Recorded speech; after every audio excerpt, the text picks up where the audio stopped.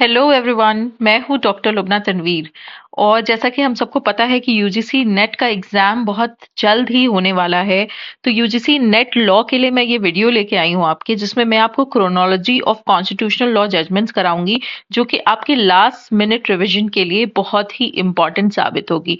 तो इस वीडियो में मैं आपको सारे वो क्रोनोलॉजी बताऊंगी कॉन्स्टिट्यूशनल लॉ जजमेंट्स की, जो आपसे पूछी जाती है। हम सबको पता है कि क्रोनोलॉजिकल ऑर्डर में क्वेश्चंस बहुत पूछे जाते हैं। क्रोनोलॉजिकल ऑर्डर में केसेस, क्रोनोलॉजिकल ऑर्डर में एक्ट्स, उनके ईयर्स, तो हम वो सब यहाँ पे कवर करेंगे। यहाँ पे फिलहाल मैं आपको chronology of constitutional law judgments बताऊंगी, जो कि एक कंप्लीट लिस्ट होने वाली है, आपके एग्जाम के लिए बहुत इंपॉर्टेंट होगी। तो आप लास्ट तक इस वीडियो को प्लीज देखिएगा।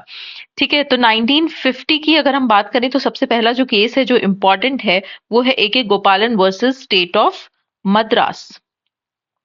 फिर 1950 में एक और केस है जो आपकी इंपॉर्टेंट है, आपको याद रखना है। वो है स्टेट ऑफ मद्रास वर्सेस चंपाकन दोराईराजन। फिर 1952 में शंकरी प्रसाद वर्सेस यूनियन ऑफ इंडिया। ये सारे इंपॉर्टेंट कॉन्स्टिट्यूशनल लॉ जजमेंट्स हैं।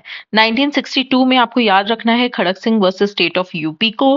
फिर 1967 में IC Golaknath versus state of Punjab. And 1973 most important judgment, which is case of Nanda Bharati versus state of Kerala. 1975 में इंदिरा गांधी वर्सेस राजनारायण, आपको याद रखना है, इट 1975 का केस है ये।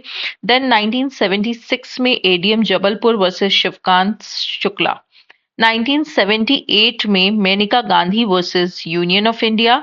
1978 में ही सुनील बत्रा वर्सेस दिल्ली एडमिनिस्ट्रेशन का भी केस था, जजमेंट जिसका आया था। देन 1980 में Minerva mills versus union of India. And 1992 में Indira Sawhney versus union of India. फिर उसके बाद 1994 में SR Bommai versus union of India.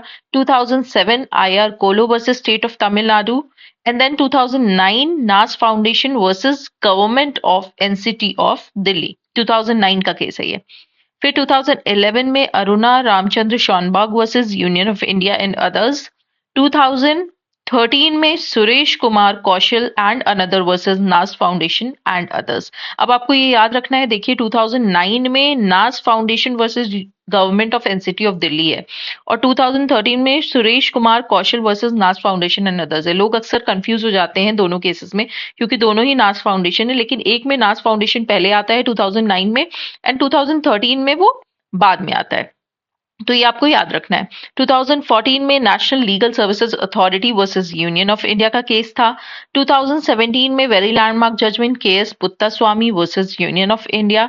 Then 2018 में Indian young lawyers association versus state of Kerala, जो सबरीमाला का जजमेंट था उसका पूरा नाम है Indian young lawyers association versus state of Kerala. It is of 2018। Then 2018 में ही common cause versus union of India, ये भी इंपॉर्टेंट केस है। देन 2019 में Joseph Shine versus union of India, this is also one of the very landmark judgement.